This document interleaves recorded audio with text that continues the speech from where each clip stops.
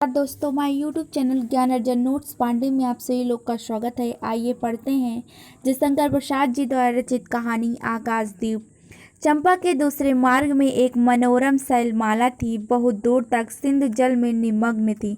सागर का चंचल जल उस पर उछलता हुआ उसे छिपाए था। आज उसी शैलमाला पर चंपा के आदि निवासियों का समारोह था। उन सब ने चंपा को वनदेवी सा सजाया था। ताम्रलिप्त के बहुत से सैनिकों और नाविकों की श्रेणी में वन कुसुम विभूषिता चंपा शिविका रूढ़ होकर जा रही थी। शैल के एक ऊंचे शिखर पर चंपा के नाविकों को सावधान करने के लिए सुदृढ़ दीपक स्तंभ बनाया गया था। आज उसी का महोत्सव है। बुद्धगुप्त स्तंभ के द्वार पर खड़ा था। शिविका से सहायता लेकर चंपा को उसने उतारा। दोनों ने भीतर पदार्पण किया ही था कि बांसुरी और ढोल बजने लगे। पंक्तियों में कुसुम भूषण से सजी वन बालाएं फूल उछालती हुई नाचने लगी। दीप स्तंभ की ऊपरी खिड़की से यह दृश्य देखती हुई चंपा ने जया से पूछा, यह क्या है जया? इतनी बालिकाएं कहाँ से बटोर लाई? आज रानी का ब्याह है ना? कहकर जया ने हंस दिया। बुद्धगुप्त विस्तृत जल निधि की ओर देख रहा था। उसने उसे झकझोर कर चंपा ने पूछा, क्या यह सत्य है? यदि तुम्हारी इच्छा हो तो यह सत्य भी हो सकता है।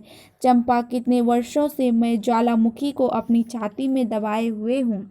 चुप रहो महानाविक। क्या मुझे निस्सहाय और कंगाल जानकर तुमने आज सब प्रतिशोध लेना चाहा? मैं तुम्हारे पिता का घातक नहीं हूँ चंपा। वह एक दूसरे दस्यु के शस्त्र से मरे।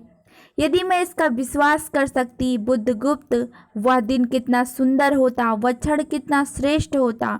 आह, तुम इस निष्ठुरता में कितने महान होते। जया नीचे चली गई। स्तंभ के संकीर्ण प्रकोष्ठ में बुद्धगुप्त और चंपा एकांत में एक दूसरे के सामने बैठे थे। बुद्धगुप्त ने चंपा के पैर पकड़ लिए। उच्छ्वासित शब्दों में वह कहने लगा, चंपा, हम लोग जन्मभूमि भारतवर्ष से इतने दूर इन निरीह प्राणियों में इंद्र और साची के समान पूजित हैं, पर न जाने कौन अभिशाप हम लोगों को अभी तक अलग किए हैं। स्मरण होता है वह दार्शनिकों का देश, वह महिमा की प्रतिमा। मुझे वह स्मृति नित्य आकर्षित करती है, परंतु मैं क्यों नहीं जाता? जानती हो, इतना महत्व प्राप्त करने पर भी मैं कंगाल हूँ। मेरा पत्थर सा हृदय एक दिन सहसा तुम्हारे स्पर्श से चंद्रकांत मणि की तरह द्रवित हुआ। चंपा, मैं ईश्वर को नहीं मानता, मैं पाप को नहीं मानता, मैं दया को नहीं समझ सकता, मैं उस लोक में विश्वास नहीं करता, पर मुझे अपने हृदय के दुर्बल अंश पर श्रद्धा हो चली है।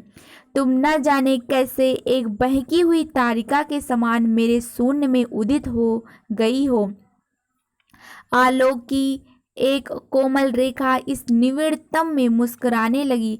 पशुबल और धन के उपासक के मन में किसी शांति और कांति कामना की हंसी खिलखिलाने लगी, पर मैं न हंस सका।